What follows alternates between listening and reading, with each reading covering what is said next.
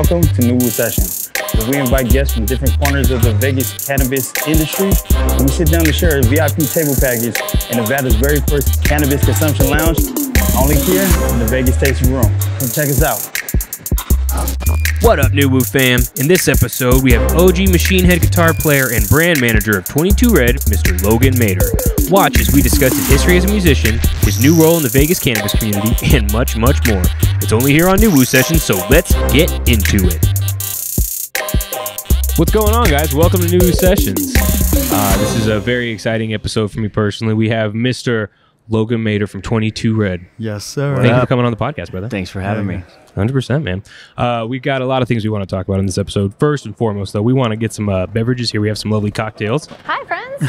What's up, Ray? Do you actually want to introduce these drinks for me? Yes, I appreciate you. Yep. So this one's the new one. This one's the pink flamingo. Ooh. You've got some almond milk, some cinnamon, some vanilla. Damn. So very horchata-y. Okay. And then, for you, sir, a can of sour. Cranberry juice, lime. Delicious. Thank you very much. Don't mind passing that down to Mr. 100%. DJ. Thank Pink you so Flamingo. much. This is exciting. Yeah. Thank you, Miss Raven. I appreciate that. Absolutely. Enjoy, guys. Thank you so much. And just to do a shameless plug, please come down to the Vegas Taste Room. I'm telling you, my man Randon does it right with these drinks. Cheers. Hell yeah, guys. Appreciate you, brother, for coming on. Oh, man. She nailed it when she said horchata. It's just pink. I've never seen a pink horchata, but I like this. This is really good. Fire. This is really good. Hell yeah, man. Well, so on today's episode, obviously we wanted to start by talking about your musical history, right? If you don't know, Logan Mader is a very prolific guitar player, been in a lot of bands, right? Can we talk about how you kind of just got started playing music? How'd that start for you? It was just in my blood. It was in my household. My father was a blues guitar player. Yeah, He yeah, played that's with awesome. John Lee Hooker back in the 70s. Wow, okay. Blues man. Hell So yeah. I grew up around that. My mother was like an opera singer. And so, yeah, I was playing piano when I was 8, and I wanted to play guitar when I got a little bit older. I was like, I want to play guitar. And so I got a guitar when I was 15. Hey. And I pretty much taught myself. I didn't really take lessons or anything. I taught myself and practice. And eventually, fast forward till I was around 21 years old, I joined the band Machine Head. And that was when they first formed. It was the beginning of Machine Head in 1992. Cool. Yeah, so that was my first band. So That's awesome. Kind of got lucky right out Right the off the gate. bat. Yeah. Right. So, yeah, the band like kind of blew up overnight, got signed to a major, blew up overnight. All of a sudden, we're touring all over the world, and like my whole life changed and for the better. And that was the beginning. That's how I got into it. And how old were you at this time? Well, I was 21, 22 when I got signed. That's Yeah. dreams. When it That's big first started. dreams. That's awesome, Yeah. dude. Hell yeah. How did you meet your bandmates in Machine Head? How did that relationship kind of form? Yeah, so I grew up in the Oakland Bay Area, Hey. and so there was this thriving scene of thrash metal back then. It was Absolutely. that's where Metallica was born, Mhm. Testament, Exodus, Death Angel. All these bands were bubbling right then. That was when they first started, and so we had this full community, like, and culture of thrash metal that Right. that I was a part of because I was drawn to it, and that's I wasn't like a cool kid in school when I was younger. I was kind of outcast. So I wasn't never knew where I fit in. And when I finally made friends in this thrash metal scene, I felt like I fit in. That's Right. where I belonged. And so Rob Flynn is the singer from Machine Head. Mhm. He was in a band called Violence, and they were pretty big in the Bay Area metal scene, back then too. So I was a fan of his band. I would go to the shows. I was in the mosh pit and then one day finally I met Rob and sort of just started becoming friends with him. And through that, I was at the right place at the right time to be the guitar player chosen for, the new band that he started. That was Machine Head. That's awesome. Hell yeah, dude. Especially, I mean, you hit the nail on the head. The Bay Area thrash scene is notorious, to say the least. That's awesome just to kind of be in that culture, Yeah, it was a really cool time to be a kid, to be growing up in a world where like you could go out almost every night of the week and see live music in these all-age clubs that would support thrash metal and hardcore and punk rock. It was all mingled, and really cool time to grow up and be alive. And it's gone. Like that's gone now. I mean, they closed all the clubs and cleaned it up, and like that was just a moment in time. Yeah, it's, for sure. It's in the past, but I was lucky to be there. That's cool. I especially resonate with what you said about kind of finding your community. You know what I mean? As a musician myself, I kind of felt the same way as a kid. I didn't really know where I belonged, and when I really found my scene, my friends, you know what I mean, my community. It's like I'm home. Yeah. So that's cool, Yeah. especially, you know what I mean, to have such a cool home and an opportunity to found such a, you know, legendary band like Machine Head, dude. That's awesome. Yeah. It's pretty crazy. Especially for someone like me, if you don't mind me asking.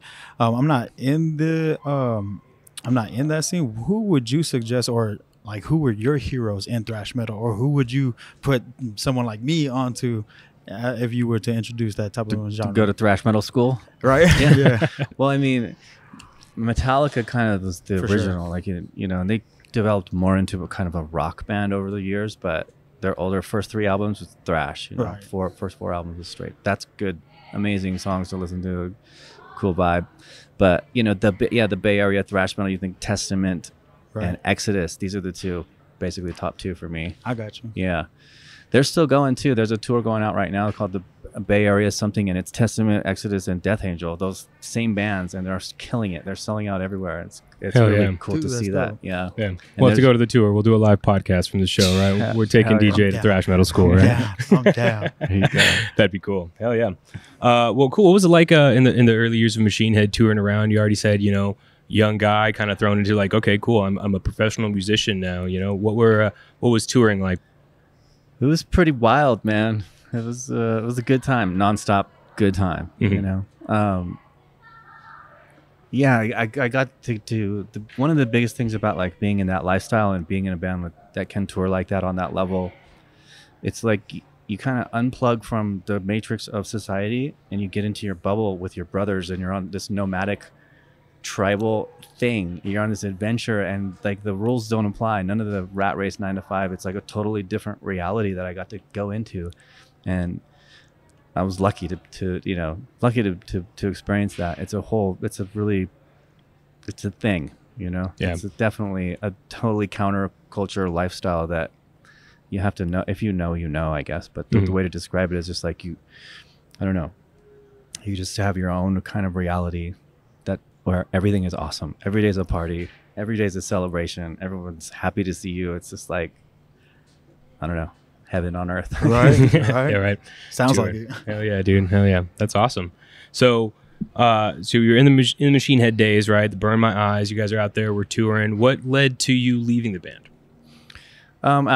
So about 6 years of that whole, 6-7 years of it, I wanted to do other stuff. I felt like I was being called to do other things, and ultimately wanted to get into producing. I really was into like studio work, and so I left wanting to just go on my own. I did join a band, Soulfly, for a year after I left Machine Head. I went in Soulfly. Yeah, I missed a big one there because Soulfly is pretty legendary as well, right? Yeah, I mean Max Cavalera from Sepultura. He 100%. left Sepultura, started Soulfly, and I was in that first album cycle. But that was amazing. You know, he's one of my heroes as well, and great experiences during that time as well. But ultimately, then, you know, I wanted to get into. I decided I want to be a producer, and it's like you can't just decide one day I want to be a producer and like, expect everything to happen like automatically. So I found out the real way, the hard way. That I had to put in a lot of work, and I knew I did. I was in love with it. I was passionate about it. I really wanted to learn engineering, mixing, recording techniques, analog and digital, everything. I wanted to learn all of it. So I did. And it took me like 3 or 4 years of grinding and just like making mistakes, doing any little demo that I could get my hands on, or anything like small budget things, that, just to gain experience and to push forward, knowing and loving the process, while I was doing it. I enjoyed it too, you know, but getting to that point where I could get like a major label production credit took about 3 or 4 years of grinding. Yeah. I mean, I feel that. And honestly, I haven't gotten into production myself just because I wouldn't say fear, but basically, I mean, as much time as I've spent playing music, acquiring gear, finding my sound, doing that, it's like production's like, cool, do that all over again, right? It's like back day one. Yeah, you thought you knew what you're doing. You're a musician. Oh, well, production is its own beast and its own animal. And that's, you know, to your credit, that's awesome, man. It's good. You know, you stuck to it. You're grinding. You got some of those credits. Are you producing your own stuff these days? Yeah, I've produced. I mean, I think I've done about 100 records since then. You know, Damn. so the first one was Roadrunner United, Roadrunner Records did a 25th anniversary celebration album that was a compilation of a bunch of artists and a bunch of songs. And it was a really cool thing. They were doing it to celebrate their catalog, and they split it up into 4 categories, 4 like captains, 4 producers that were everyone involved was either present or previous Roadrunner recording artist. Right.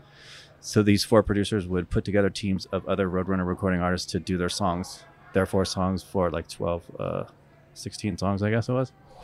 And I wasn't picked by any of those producers to be a part of one of them, but I was in the right place at the right time again. There you go. Dino Casares from Fear Factory was one of the producers, and he was brought his project into the studio called Undercity, where I had my studio, Studio B, Studio A. He booked it, and I show up to work like I did every day, and there's Dino and all these other people I knew, like Roy Mayorga from Stone Sour, who was in Soulfly with me. Dave McLean, the original older Machine Head drummer, Paul Gray, rest his soul, from Slipknot. He was there, and I'm like, "What are you guys doing here?" And they're like, "Yeah, we're doing this thing that I just told you about, the Roadrunner thing." I was like, "Oh, that's awesome, cool. Let me know if you need any help, like troubleshooting. This room can be buggy, the room they're in, like." And I knew how to make it work. Right. And so, sure enough, they had problems and called me in like the next day, and I got them running. Up and running, and Dino was like, "Hey, Logan, you want to do a guitar track on this one song?" And I was like, "Hell yeah, give me the thing." So he gave me the thing, the hard drive. I took it to my studio. I did the tracks like he wanted, and then I mixed the song because all the parts were there. And I'm like, they didn't tell me to mix it or ask it, but I did it. Right. And I said, here. And so they're like, "What the fuck? Did you mix the song?" I'm like, yeah. I just, And they're like, "It sounds amazing." They're like, "Okay, cool." I'm like, "Yeah." So anyway, that ended up being the mix on that album. And it beat the guy, Colin Richardson, he produced the first Machine Head record. He's a legendary producer, mixer, and I have tons of respect for him, and I learned a lot from him. But he was mixing that. He was on board to mix those songs, and they were like, "Okay, we'll let Colin mix it, and you can pick which one you guys like better at the end of it." So they picked mine. Wow. So from that, that was a cool moment, and that broke me into, then that's a major label credit, and that led to like tons of records, just that moment right there. That's really, wow. That's an incredible story. I remember that record. I listened to it a ton as a kid. So that's cool, man. Yeah. That's full circle. And I think it, shows your grind, right place at the right time. But a missed opportunity is a missed opportunity, Yeah. You had your foot in the door and you pried that fucker open, right? Yeah. So yeah, that goes for everything. It's like, you got to put yourself in the zone. If you have a goal and you want to get somewhere and be somewhere, like, you got to surround yourself with the people that are doing that, because, otherwise what are you doing? Yeah. Man, that's awesome. That also speaks on your natural talent too, that they already automatically chose you because of your natural ability with music. Yeah, I had something to prove, and I proved. Hell yeah. Proved it. Yeah. That's fucking rad. So it led That's to a great tons. I story. ended up like producing Soulfly and Cavalera Conspiracy after that, right after that, and then Gojira. Okay. Oh wow. Five Finger Death Punch, and a bunch of big records, and so. Wow. Yeah. That's pretty awesome. Okay. Yeah. I didn't know. I need to do more homework on the production side of it, dude. I had no idea. That's really incredible. That's cool. Finger on everything. Huh? Well, that's rad, man. So I kind of want to talk about, how you came with 22 Red, you know what I mean, and how you paired up with these guys. 22 Red is a sponsor of ours. We had Shavo in for episode 6, so, you guys have been great partners. We obviously want to highlight the brand. We do have a table package here with a bunch of products here, you know what I mean. We were talking before the show about a tolerance break. You wanna tell the people at home about your tea break and your philosophy on that? My tea break. Yeah, I am on an extended tolerance break. Yeah, I don't. So about a year ago, I was vaping nicotine, and I was addicted to nicotine, and I was chewing nicotine gum, and it was really addicting, and I was like, kind of like, I didn't have any control over it. It was controlling me. And then alcohol, and I thought, I'm going to quit this shit. And so I stopped drinking alcohol. Not that I drank a lot, but I did enough to where it's like, and then the nicotine, and then I bundled in cannabis with that, just as an act of self-control and as a challenge to just be, to see if I could do it. For sure. So I did that, and I'm glad I did that. I've been very productive and happy since I did it, but I love cannabis, and I consider it plant medicine, and I consider it not at all like alcohol or any other drugs that are addicting or that can kill you or anything like that, So, but on 420, that just passed. I broke my break, and enjoyed a nice ice wash, Got to. live rosin, ice wash, live rosin vape. It was amazing. It was by Camp. It was a collab. Nice. And then I got into some 22 Red pre-rolls that was black cherry. Ooh. And these are real nice. They had a nice terpene profile. It was like 20 mgs of myrcene. Oh, wow. Yeah, and really high myrcene and indica leaning. Real nice. Has awesomine in there too. Pretty exotic. And then I did that with my week of 420. That was like my 420 week. And then I was like, okay, I'm gonna go back to, you know, not back to it. And now so it's like I think who knows? I mean, I felt a little bit like an outsider because I'm working for 22 Red, and I'm like, I've been smoking weed all my life since I was 13. Absolutely. I'm pretty much like every day. Until so.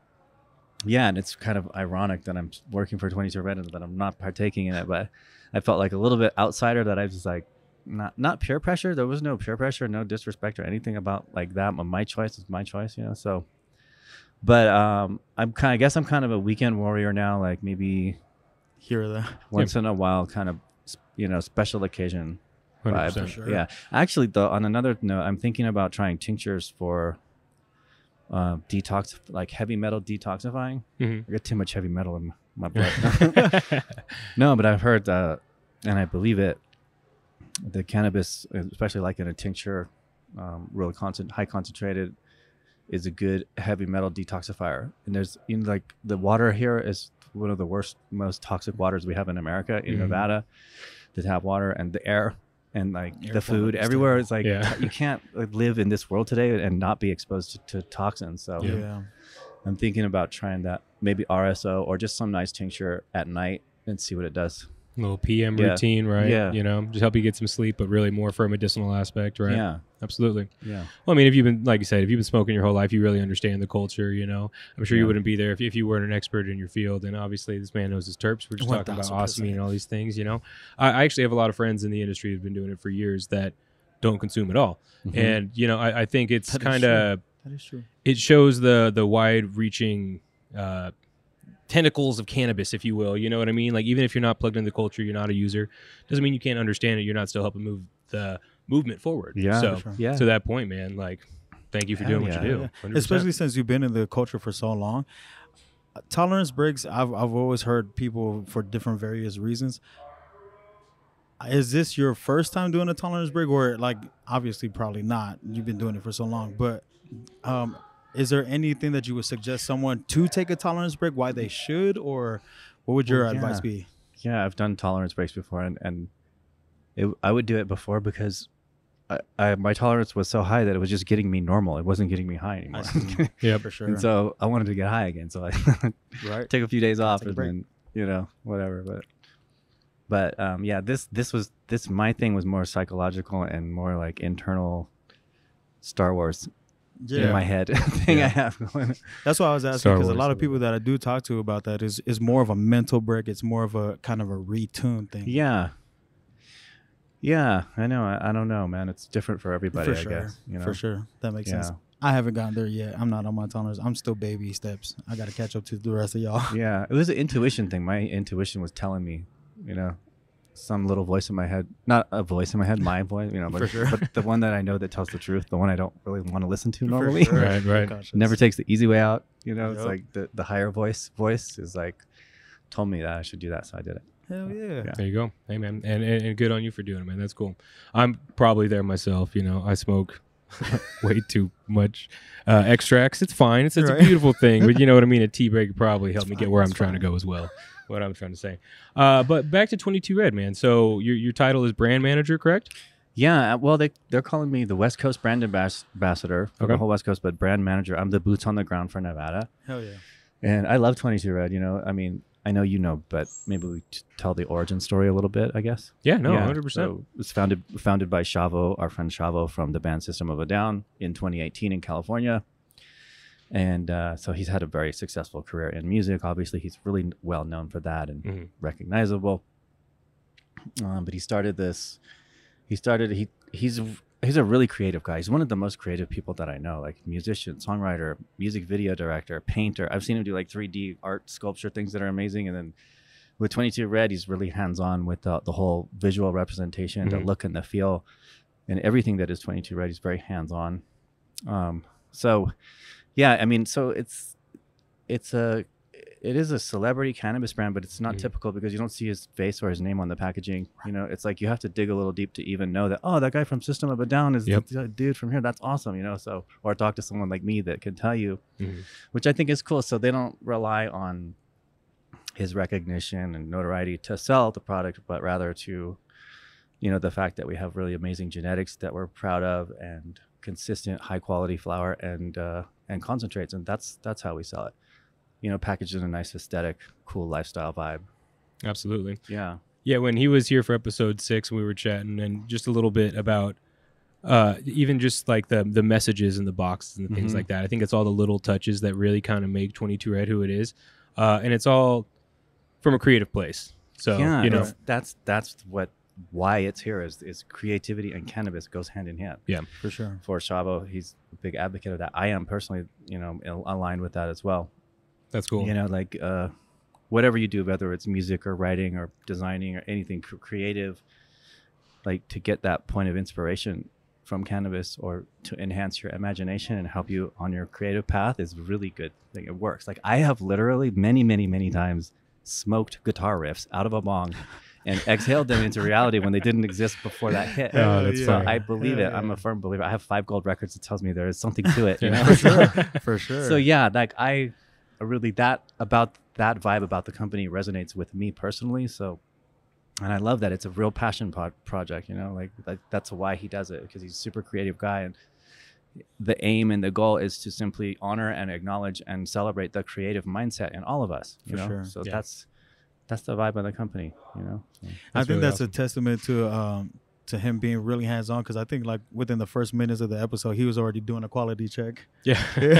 Yeah, he clearly takes a lot of Yeah, pride in it. for sure. You can that creative again mindset that you can just kind of really see it down to the products. It's really that's awesome. And it's a passion project. Like he enjoys the process. He loves doing it, and it's, you know, it shows. You That's know? cool. So, and I like that about it. How did you come to work for the company? Did you know Shava beforehand, or was it right place, right time? Well, a little bit. I've known Chavo for 25 years. Right. You know, we've been friends for a long time. Damn. When I met him, the first time I met him was Machine Head invited System of a Down to open up for Machine Head before they were signed. It was in '96, and in Vegas. And it was System of a Down's first time playing outside of California was to open up for Machine Head at the Hundreds Theater here. Long time Over ago. here, That's why I That's met cool. him. Yeah. And I've known him ever since then, and we've toured together like on Ozfest around a bunch of U.S. touring, and have been friends for a while. And I worked with him on. He did a rap hip hop project with the RZA called A Chosen. I worked on that record, helped him mix it on the mixing with that and stuff. And Damn. we've done projects together, and we've been friends for a long time. And it just came up. He hit me up with it late last year about coming in and working with 22 Red here in Nevada, because he wanted to have somebody had the presence, you know, physical human presence here. For sure. And here I am. And I had dabbled in cannabis prior to that, like not really like with brand stuff at all, but like I decided I want to get into cannabis. Like I decided I wanted to be a producer. I decided I want to get in cannabis. So For sure. this is a funny story. I called my friend. I know his Trichome Technologies. He's a baller. He's like super high, like cannabis tech creator, patent holder, author, like really has a huge knowledge base and a huge credentials in cannabis. Used to work with Ed Rosenthal. I've known him from a long time ago. He's like the person, like 4 years ago, be like, I know someone in the cannabis industry. It's that dude. But I called him and I told him, I want to get in the cannabis industry. He's like, okay, what do you know how to do in cannabis? I'm like, nothing. I smoke it. I know, right? He's like, okay, do you have millions of dollars you can invest into a license? I'm like, no. Do you have any dollars you want to invest in? I was like, no. He's like, well, you could be a bud tender or a trimmer. How about that? I was like, damn, reality in the face. I was like, sure. Oh, that's I was funny. like, well, I'm gonna. Okay, as a point taken, and it was a good reality check, but I knew I was gonna bypass. But I didn't want to be a trimmer. Or, you know, I feel like I had relationships where I could do something. So I got into like doing credit card payment processing for dispensaries for a company that specializes in cannabis. Doing that, it's kind of a difficult.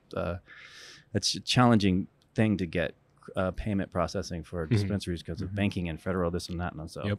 Yes, sir. but I got in that, and that put me into the circle of cannabis, and I'm going to conventions and like MJ BizCon and stuff, and started making relationships in there. And I got in with Cali Care Group, which is a vertical in California that's been around for 10 years, and they do retail delivery and distribution and manufacturing. I got a little skin in the game. I did a small investment, so I have a little piece of that one too. So, but that's the extent of it. I think really this is my thing. When I got with 22 Red, I feel like I found like something that's really meaningful that I really want to dig my teeth into and that I really enjoy. Hell yeah. Like we touched on earlier, you found your home, right? You're like, cool, Yeah. this just makes sense. That's Yeah. cool, man. That's awesome. Especially with being in both the music industry and the cannabis industry, both are very, very competitive. Which one do you think is the most competitive, or which one would you lean a little towards if someone was on the fence of either or? They're both. You're right. They're both very competitive For sure. industries. Neither one is more than the other. I think they're both super competitive. I see. Yeah. So, but they're similar in that with any business, it's really relationship based. It's all about relationships and who you know and who knows you and do they like you. Right, you know? right. Thanks. You know. So, and I put myself in it. Like I don't know nothing about. This is really corporate doing that credit card payment processing. That's not me. I would never do that. That was like the most 9 to 5 type thing I've ever done before, and I didn't even do it 9 to 5. I did it like 1 hour a day, but it was okay. I made some good relationships and made some money doing it. And, but I put myself in that zone again, like to be surrounded by other people and meet people in the industry, meet people like you, and then, just build it from there. For sure. Yeah. Be in the zone. That's what's awesome. Again, you're grinding. You know what I mean? If you want something, you gotta work towards it. Yeah. That's awesome. It's a new challenge too, because it's not music. So it's really cool. I enjoy, because I'm learning a lot about this whole side of it. It's, the whole science of cannabis is really fascinating to me, and cultivation, genetics, everything. It's really, and marketing and all. It's like a new thing for me. So I'm really pumped to get in here and like learn it and own it and do something meaningful, do something that matters and move the needle, That's cool. Yeah. That's awesome. That's exactly what I was about to ask. I'm like, so what's the next step? What do you want for 22? And look, you read my mind. I want this. That's awesome. Well, is there any other goals you have, like for 22 Red specifically? I mean, obviously, we just said learning and growth, but have there any other, the voice in the head telling you like, it would be really cool if I could make this happen? Any of those goals you're trying to achieve? Yeah, I want to bring it up into a top 5 brand or higher For sure. for Nevada, for the state. There you go. In Arizona, we're in the top 10, and California, we're very well established, and Nevada needed some help, and that's my current mission. There you go. And I'm looking in other states too. Like the brand can go out into other states. There's possibly looking in Washington and stuff through something I introduced them to, and I think they might be looking in Michigan or something. But yeah, I would like to be a part of expanding the footprint across the whole nation as well as just Nevada. But now it's really all about Nevada. So, Right. Yeah. That's cool. It's got to be the job. Short-term and long-term goals, right? Yeah. That's awesome. Well, how are we doing on time, guys? Because we haven't even smoked any weed. I was going to say, I think we need to spark up one of these pre-rolls. This is the first podcast where we haven't smoked weed. So I think we need to sit here and at least talk a little bit about this. 1000%. I have an Aries. I have a 22 a.m., my brother. Nice. Well, let's see. I'm here. an Aries fan. We've been developing a rule on this podcast about indicas and That's true. being able to do the podcast. So that being said, which one? 22 The AM, 22 AM. It's in There the you name. go. It's all in the name right there. That's a little more sativa leading. There For we sure. go. That Yeah. sounds like what I'm going to need. All right, I know we are taking a tolerance break. I don't want to be rude and not offer, but would you like your 22 Red?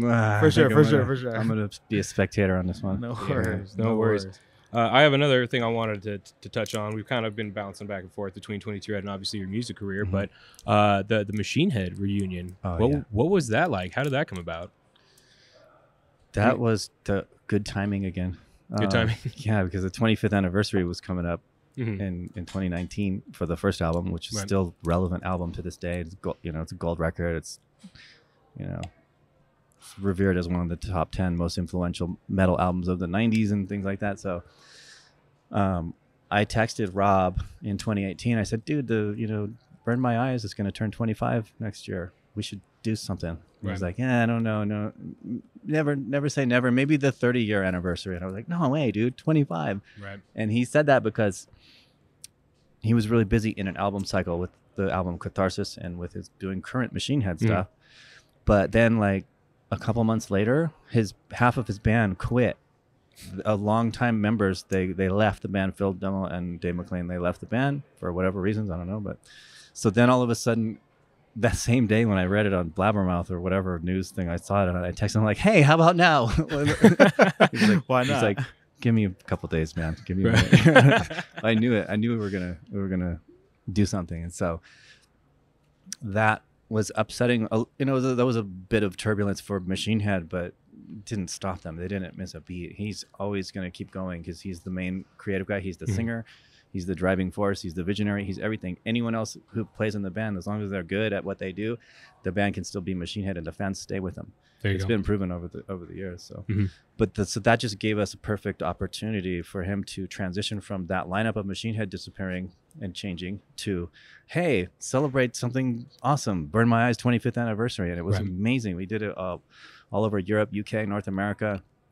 And it was like 3,000 to 5,000 people every night. Huge and just big production. The band's bigger now than they were when I was in the band. And then we were big then too. But so for me to jump back into that was like pretty surreal. It was like reliving the glory days, but even better. You know? So I was like, holy shit, no.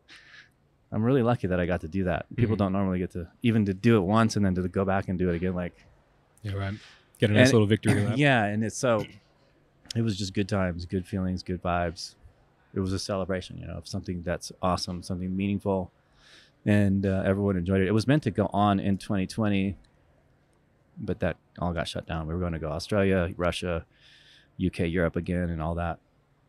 That got canceled. So, but yeah, there's so I'm kind of like back in Machine Head part time. You know, some things. I just did a live stream with them. Excuse me, month or two ago. Okay. In Oakland, and I would say there's possibilities that I could do stuff with them and again in the future. I'll just leave it at that, you know. There you go. Yeah, which is cool. I love knowing that I have that possible future because it's awesome. It's amazing. So hell yeah.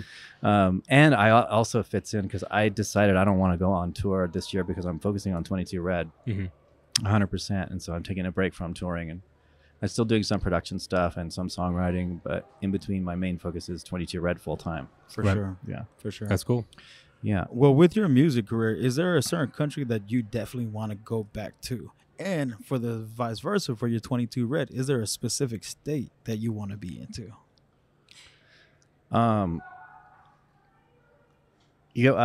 Australia was always a really good one to go tour to. Yeah. Yeah, I would love to go back there on tour. We were supposed to go, and I was really excited. Right. I even was going to plan my stay like 2 weeks extra and go like fishing up in the northern part and stuff. But we'll have to get it next time. Australia is an amazing country. I love touring there, but I love touring in Europe, all over Europe as well. For sure. South America. Earth. I like touring. Right. Earth. Hell yeah, right. He said just the whole globe. So where haven't I been? Where next, right? For sure. Yeah. Hell yeah. 22 Red, I would love to see Washington happen, and then I would love to see the state of Florida somehow get it right. I know, right? Because it's set up, the way their licensing is set up is set up for like big corporate only and only vertical. So brands can't live in Nevada, in Florida. So because you only can sell vertical. You can grow and sell what you grow. Right. You That's can't. interesting. There's no distribution. There's no selling wholesale crazy. to another shop. So if you're not vertical, you're basically SOL. that's the only way to be. Wow. Yeah. I So didn't know that. and so your own brands can sell any, but on the upside of that, the one license, every license allows for up to 25 or even more now, 25 retail locations statewide and unlimited grow canopy statewide and unlimited delivery. But yeah, you have to sell your own everything. I believe Hawaii is the same way. I think Is it? I think they're vertically the same way. They're medical. Right. I mean, it is interesting, and we keep learning more and more doing this podcast because, I mean, I know honestly very little about other states' programs. Yeah. So to even hear that model, it's like, wow, it seems like it's so obviously set up for the big corporations. You know what I mean? Just to cut out the little guys. But Well, You can't. There's no little guy at all. To buy a license is like $50 million, just a piece of paper. Yeah. that's Some even more. I've heard of some for ridiculous. going more than that. yeah.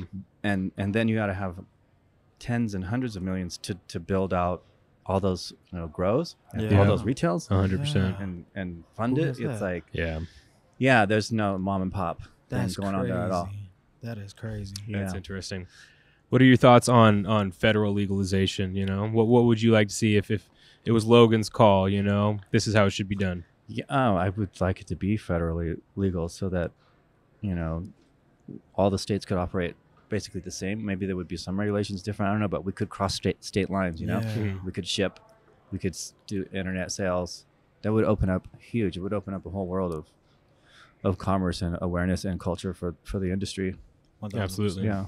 I know we were chatting, Chavo and I, on episode 6 about how that was one of his apprehensions in moving into other markets, was just how unique every market is, and trying to understand and really, ebb and flow, do what you need to do to make that happen. Again, like I just said, it's hard to stay on top of all these markets that are very different. So Yeah. I can only imagine. Yeah, you're right. I think every state could do some things to improve. Like Nevada doesn't have the home delivery thing. We don't have home delivery licenses. No. It's No. lame. Like, if you could ice cream truck here, that would be huge for everybody. Straight up. Yeah. So it doesn't make sense. You have to have a distribution license if you want to do a delivery.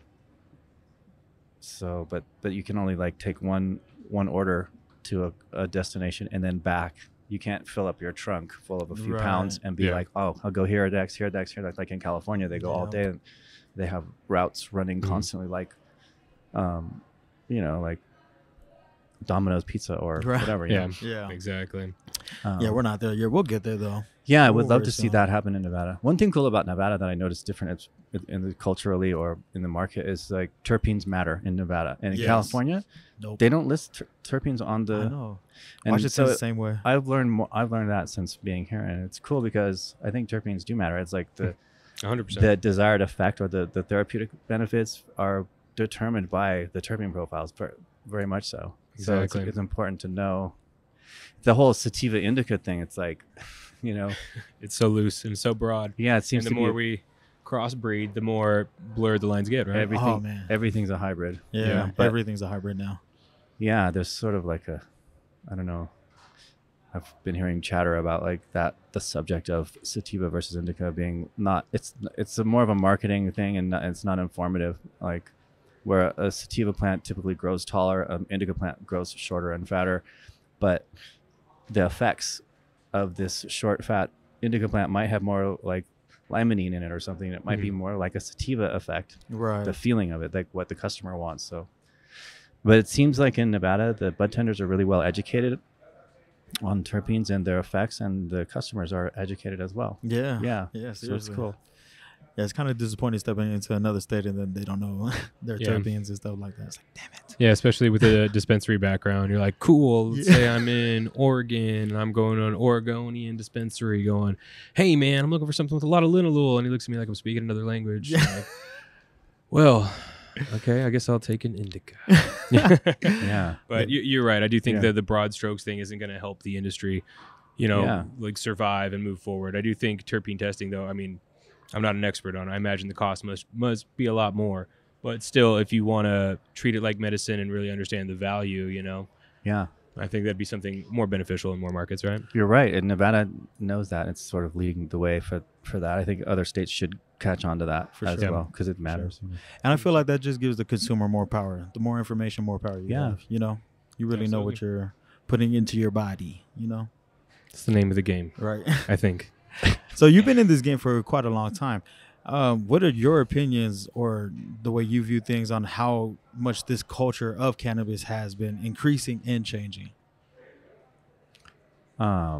From pre-Prop 215 till now, Yeah. it's like a lot of the I don't know. I come from California, so that California culture, Southern California weed culture, it's evolved quite a lot, but a lot of it's still there.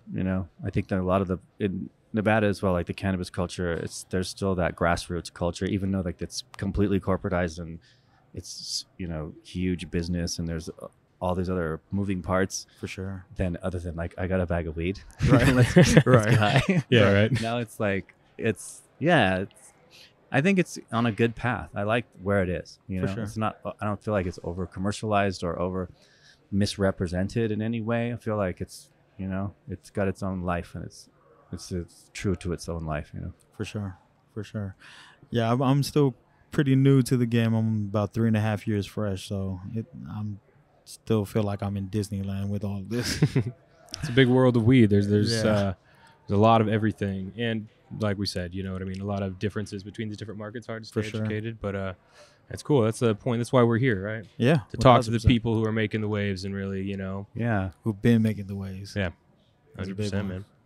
Well, so what's your future plans? You got any musical projects you can talk about? Anything coming down the pipeline that, you know, we'd like to plug here? A tour coming up, maybe. Well, I'm not. I decided not to do any tours this year, so no Gotcha. tours on the books right now. But I am booked to do a cool metal project as a producer and mixer and guitar player and a co-writer for this Australian band called Mashayak, and it's a metal band that's kind of industrial metal band that pretty underground, but like really cool cred, cool vibes. And I'm gonna work on that in June For sure. here in Nevada. And then I actually got involved in another project that's not metal at all. It's called John Widowmaker. It's like outlaw country rap rock. Like, I don't know how else to describe it. It's kind of hard to describe, but really easy to like. And yeah, it's cool. It's like dirty bluesy with trap beats and like a little bit country and a little bit of rap, and it's like it's really catchy and fun. Oh yeah, So I'm doing that too. John Widowmaker. there you go. Any shows with John Widowmaker?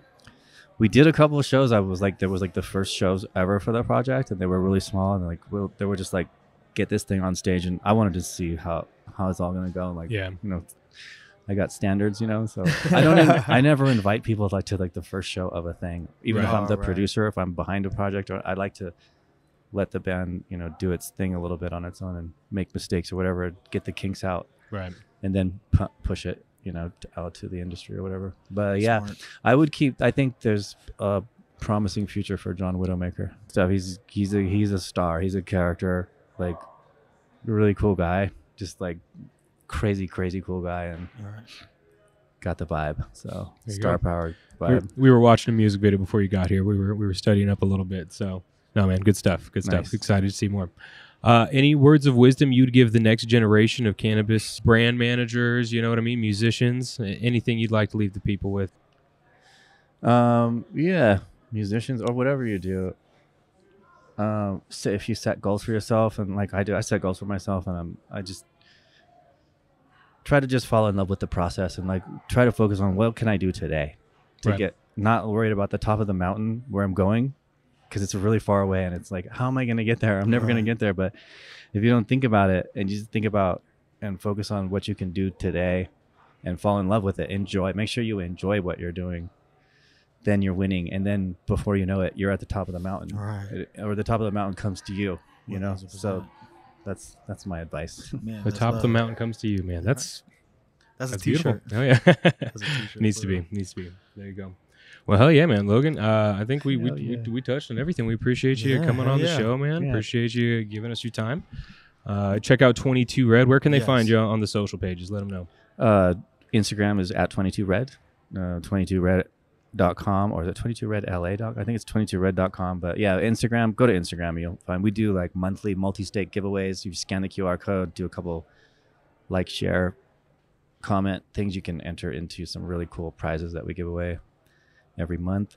And you can stay up to date on all the drops. Hell And yeah. I'll be in here at NuWu doing pop-ups. I'm gonna be here tomorrow. Hey. There we go. I don't know when this is coming up. probably. Yeah, I know. I was here yesterday. Yeah. But yeah, no, I'll be on. I'm on the schedule to come in and NuWu pretty regular and do specials and just connect with the customers, talk about the brand, give swag away when people buy stuff, and Hell yeah. yeah. Hell yeah, man. That's awesome. So come hang out with Logan here at a pop-up near you. You can find that information on our website, NuWu.Vegas. Subscribe to the newsletters, text messages. Best way to stay up to date. I can promise you 22 Red is going to be on our promo sheet 100%. We appreciate all your support, man. Thank you again for coming on the show, man. Thank you, man. Yes, I sir. appreciate your support from NuWu, and thanks for having me today. Yes, sir. 100%, Hell man. yeah. Appreciate your time. You ever have a mosh pit? Let me know. I'm down. No, we already talked about this thrash metal school. Right. You know, you're I'm going. down. We're I'm gonna down. make it I'm happen. with We're it. documenting it for I'm the with sake of it. NuWu Sessions. We're gonna have a I'm whole super down. vlog. I can't wait. I'm Yes, I'm excited. super down. I'm super down. All right, I'll look at that tour I told you about. If it's coming through Vegas, I'll get us on there. Oh man, Oh, I'm dude. super Hell with yeah. that for real. Oh man, see, Nice. Educate me, man. there I'm you with go. it. Right, you manifested it. 1000%. Hey. All Catch right, me guys. at that Thrasher concert soon. We'll be live on Instagram. Check it out. All right, guys. Well, thank you for watching NuWu Sessions. We out. Hell yeah. Thanks. Appreciate it. Thanks. A lot of fun. Hey, seriously, I'm super down. Yeah, dude. No, we already manifested it. Man. Right here on the show. How we doing on time, guys? That's cool. 'Cause I saw the red light and I was like, it hasn't got off yet.